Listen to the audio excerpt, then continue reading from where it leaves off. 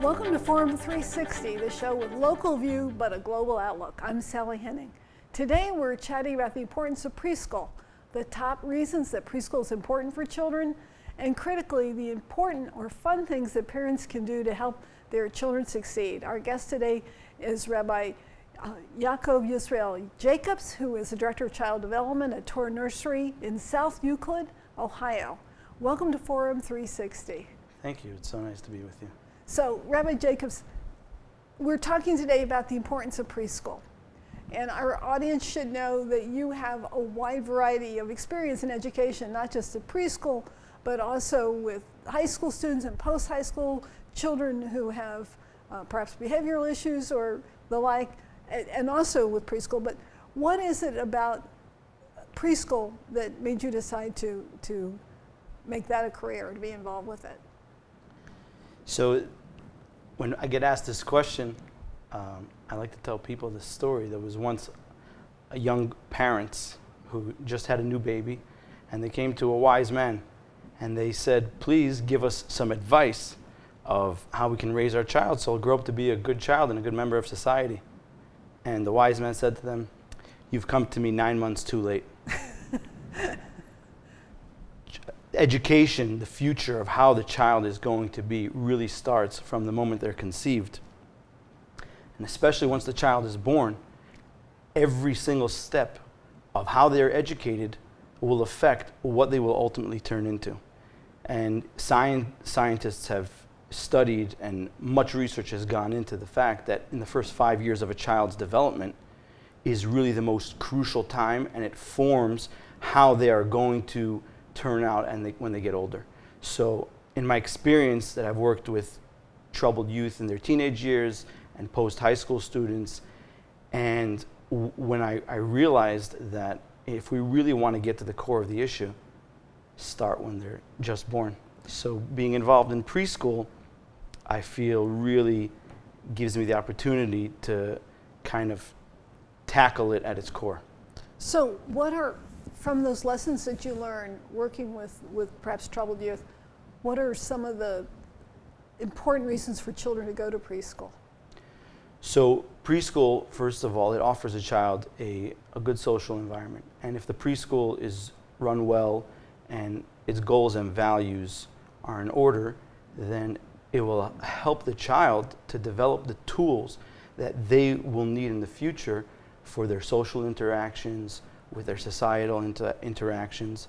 And again, starting out the child at such a young age, it kind of drills it into their subconscious and gives them the tools. It's really about the tools that they need in order to be a productive member of society when they grow up, and prevent them from falling off the sidelines when they turn teenager and adolescent. So one of the things that a parent can do to help their child succeed is to find a well-run preschool. Absolutely. So what are the measures of that? What are some of the measurements of a well-run preschool as you look at it? So it's an interesting question, because I'm sure there's much debate on what's the most fundamental ideals of education that you would want to impart into the children. I myself am a follower of the Lubavitcher Rebbe, and the Lubavitcher Rebbe is the greatest leader in our time. And what's very interesting is that he actually went to the University of Berlin in 1933. And that must have been challenging. It was. Again, this is 1933, right at the rise of Nazism. And what's interesting is that once he came to America and he became the Grand Rabbi of Chabad, he said that he witnessed what was going on there with the youth at that time. And he said, ultimately, all that happened could have been prevented had the children simply been taught from a young age that this world is not a jungle, but rather there's an eye that sees, and an ear that hears, and all their deeds are written down. Meaning to say, if the children were educated, there's a higher power that is watching them at every step of their lives, and a power that they will have to answer to. They will ultimately grow up with the idea that it's not a free-for-all in a jungle. So in answer to your question, I think the most important thing is that from the early days of a child's education, there has to be the initiation of something faith-based, that there is a higher power, that there is a creator, and that there's an ultimate power to answer to. What do you think is the reason that a school like Torah Nursery prospers? That it's got, over 120 students from being just a household project? I don't mean that in a degrading way. Just to give a little background of Torah Nursery, it started out in a home and it grew and grew until eventually purchased the building, and today it's a facility with over 120 students. So I think the most important thing is creating a school. Well, there's a few aspects to it, but I would say one of the important things is creating community trust. That you creating an environment that people within the community that you are serving feel comfortable, they feel it's a safe environment, and they'll be happy to send their children to that school. What are some of the challenges? Well, there's many challenges. Obviously, education it's a challenging field, very rewarding but challenging. What's interesting is in today's day and age, I would find the most challenging thing for preschool education specifically is finding suitable people to work as preschool teachers. Now, with the right commitment, That's correct. And what's interesting is, there's many reasons maybe to why that is, but what's interesting is that our children are our most prized, our most important part of our lives, and we're entrusting them into people's hands for most of their day. They're spending a lot of their time with it, and the people who are set out to be the ones educating them, they're not being compensated enough for their time, and that's creating an environment where it's not so motivating for people, let's say when they're coming out of college or where they're going into college, to go into that field of education in the first place. So that's creating a shortage of people who are working in the education field. So I would say the biggest challenge today is definitely finding people to work, finding staff to educate the children. Yeah, COVID has had an impact also. That is definitely, it's exacerbated the issue, but the issue existed even prior to COVID. So what has been the most unexpected part of running a preschool from your point of view? I guess, we go in with the attitude of expect the unexpected. So, any challenge that comes our way, we will, adjust and learn and take advice of how to manage through it. But I would say the most unexpected for me was this issue of the staffing issue. And I really didn't understand before joining on how much of a challenge it would be and create. And that's what I've experienced up until now as the greatest challenge. What? Is there a way in which a private school like Torah Nursery benefits in some way the public facilities that are around it? Is there, how do public facilities benefit from having? Well, I would say that in general, there's much to be discussed about private education versus public education. But in general, what I would say is that a well-run private preschool is creating and educating children who are in turn going to be role models for their peers. And if they go on to join the public school education system, you have a child who's coming with a very solid fundamental background that they are now able to be a role model for their peers and create a positive class environment as they grow up and go into the first, second, and third grade. And as you talk about a positive environment, what are some of the items and things that happen at Torah Nursery that create that environment? What are some of the programs? In general, in educating the children, there's a very strong focus on positivity, redirecting the child's actions as opposed to telling them off and reprimanding, but rather reinforcing the positive, showing them the positive way, showing them how sharing is good for them and good for everyone else. So really the focus of positivity, reinforcement, encouraging the child, and building them up is what we focus on at Torah Nursery, and what I think really makes these children stand out as role models. As you think about the achievements that the school Torah Nursery has had, what are some of the achievements that you're proudest of? Well, Torah Nursery, like we discussed earlier, it started out in a basement with 6 children and continued to grow until the house was full, and ultimately purchased a building. And at this point, because of its, thank God, its success in educating the children and the demand that has been created around that, we expanded the building recently, and now we're able to take a little over 120 children.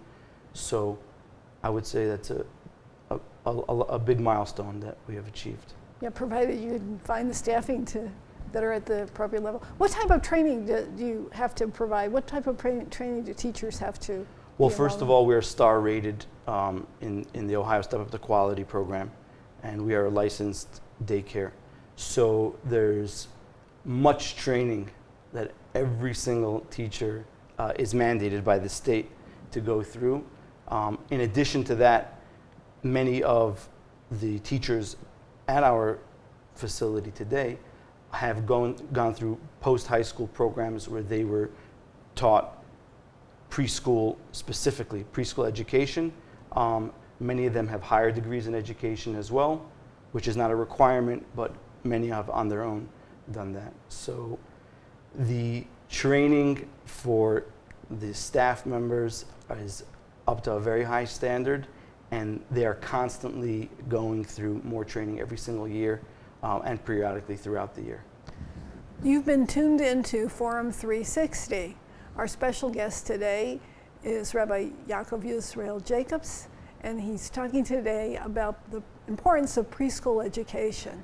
So I just asked you about the achievements. Would you talk about your point of view about moments of silence and how that, obviously that's not a public school issue, but in a private school like Torah Nursery, how important is something like that?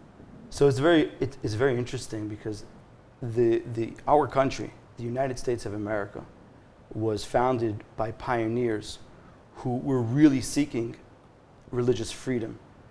They were running away from persecution of their way of serving God, and they came here to create a country and an environment where no one will ever be persecuted for their beliefs. With that being said, they created a system where there's a separation of church and state, which is an important part to make sure that the religious powers, or those who are within the administrative part of religion, don't overtake the state administrative powers. And that's why they created a separation of church and state. That being said, their idea was to create a separation of church and state, but not a separation of church from state, meaning to say part and parcel of the Constitution of the United States is the fact that we believe in a higher power and we believe that there is a creator to the world. So you're, in part, Torah Nursery is providing an outlet for people who have certain beliefs that they can have them during education, and they don't have to put pressure on the public schools to accommodate them because they're here. Is that? I would say that within the public school system as well, there is room to offer kind of a middle ground where you are not pushing religion or any specific religion on the children. But you're providing a mechanism. But you're providing a mechanism so that it can be handled without alienating other folks. And that is to introduce a moment of silence into even a public school setting where the children at the assembly in the morning can be offered a moment of silence and reflection, where it's a moment of just being quiet. And when the child goes home and asks their parent, well, what are we doing during this moment of silence? Each parent in their own way can educate their child how they feel to teach them about the fact that there is a higher power in the world and there is a creator, and we don't live in a jungle, but we live in a world of law and order. Well, what do you enjoy most about working in the preschool environment? You've been in all different ones with all different levels of students. You know, I would say working in the preschool environment has been the most rewarding task that I've ever taken in my life.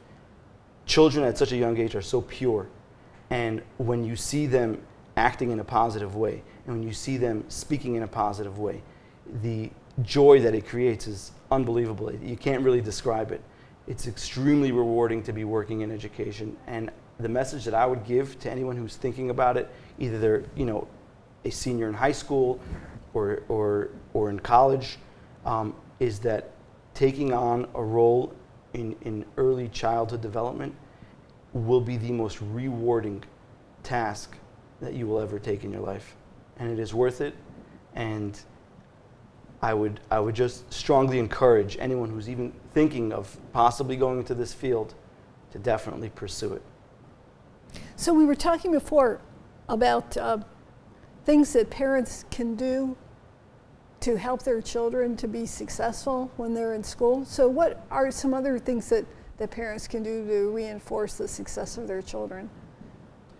So is a great rabbi that he wrote a book, and one of the things he wrote in his book is that every single parent should spend a minimum of a half hour a day thinking about the education of their children.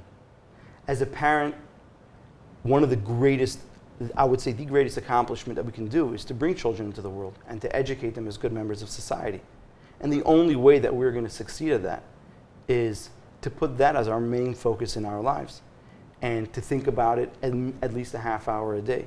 And think about not just how we can teach our children academics and have them succeed academically and be successful financially ultimately, but I would say even before that is to see how can we encourage them in a positive way and in a fun way to be good people first and foremost. And I think that there's a lot of tools out there, and there's a lot of places to look and to research online to find good, positive, and fun ways that parents can spend time with their children and impart within them really good values to be good members of society.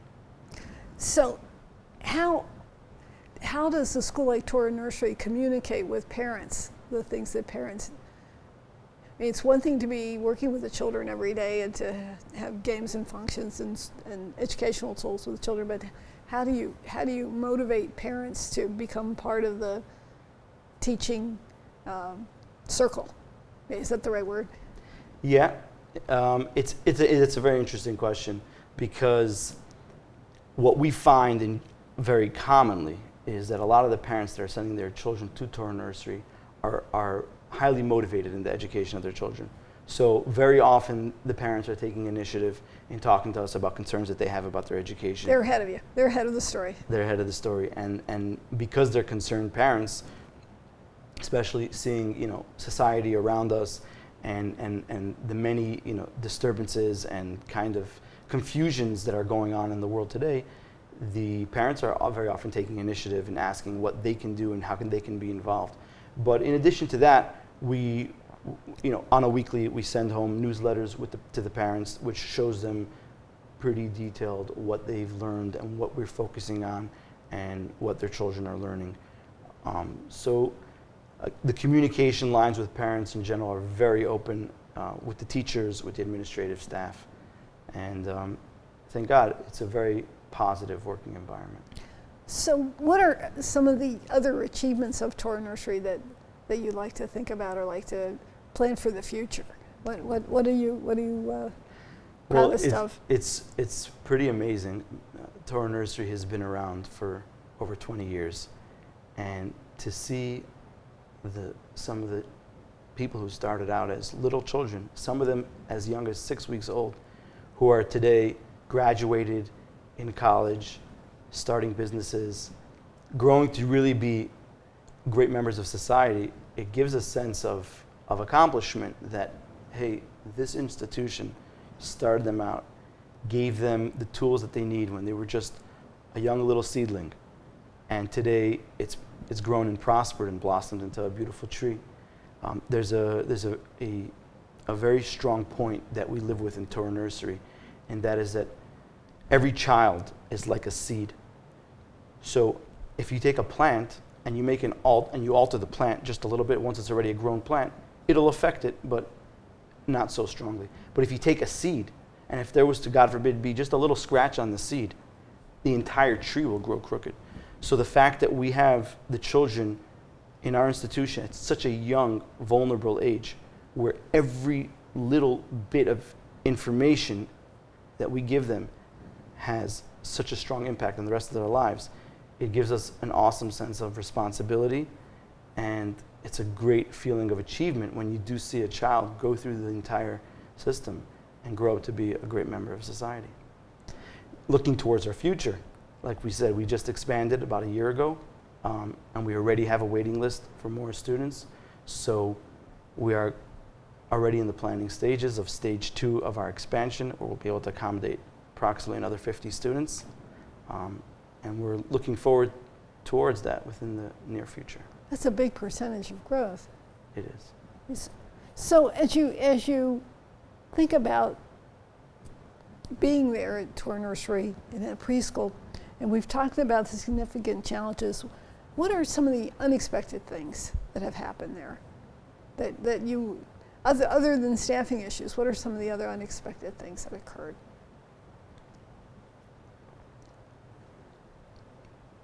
I guess maybe every day is a challenge. Yeah, every day definitely brings unique challenges, and working in a larger institution, there's a tremendous amount that goes on a daily basis, and there's definitely a lot of different challenges.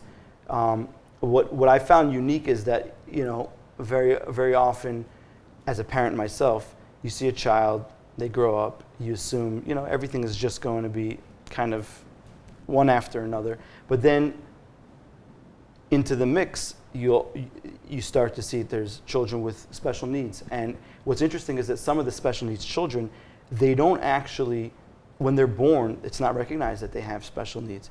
It's only as they're going through the development stages, when they turn 2 and 3 years old, where these special needs kind of start to come out, and they're not progressing as the rest of the kids in the class are, and it can create a challenge for the teacher specifically while they're trying to educate the rest of the class, and this child is clearly on a different level of education. So the challenges that we've experienced, I would say maybe a little bit unexpected, is how to specifically help this child so that they too could have a fair chance at growing up to be a productive member of society. And it's opened up a tremendous amount of doors for us to learning about new education institutions that we can work together with, partner with, yeah. Bring them in, be a part of our curriculum, and really help these children with unique challenges and special needs. So you've provided accommodations like shadowing and we've been able to partner with either government agencies or other private agencies who help to provide those services. And we've been able to expand our ability of children, the amount and the types of children that we can accommodate in Torah Nursery, because we now partner with these institutions. That's quite a development. That sounds like a big story too. It is. And it's interesting because, like you had asked in the question, something that you didn't expect. It's not something that I would have expected, because I guess it's just something that you don't think about it until the challenge comes your way, and then you see, hey, this child, he needs a different type of approach, different than the rest of the children. And if you want this child to have an equal opportunity like the rest of the children are, you need to find a way to provide for him specifically in his unique way of learning, his unique way of being educated. And that challenge has really opened up a lot of doors to us to working with other institutions. You talked a little bit before about encouraging young people to go into this line of work, helping children. What advice do you have for children, for parents who want their children to go into this field, to help them to qualify for these kinds of positions, to go into childhood education? I would encourage parents to really reinforce these, if they have a child who's looking towards that direction, to really career and education. Career and education, to reinforce it, to help them if it means getting higher education, to assist them in any way that they can in attaining that higher education, but really to encourage it and recognize that a person who does choose this as a career path will have a very happy and fulfilling life and have a strong sense of accomplishment and being a part of creating a better society for the future generations. And nothing really can match that. Creating a better society for the future. You've been tuned into Forum 360. I'm Sally Henning. Our special guest today, Rabbi Yaakov Yisroal Jacobs, the Director of Child Development at Torah Nursery in South Euclid. We are so appreciative of your coming to Forum 360, and we look to hear of many great things in the future from the preschool education that's being provided and encouraged. Thank you. Forum 360 is brought to you by John S. and James L. Knight Foundation, the Akron Community Foundation, Hudson Community Television, the Rubber City Radio Group, Shaw Jewish Community Center of Akron, Blue Green, Electric Impulse Communications, and Forum 360 supporters.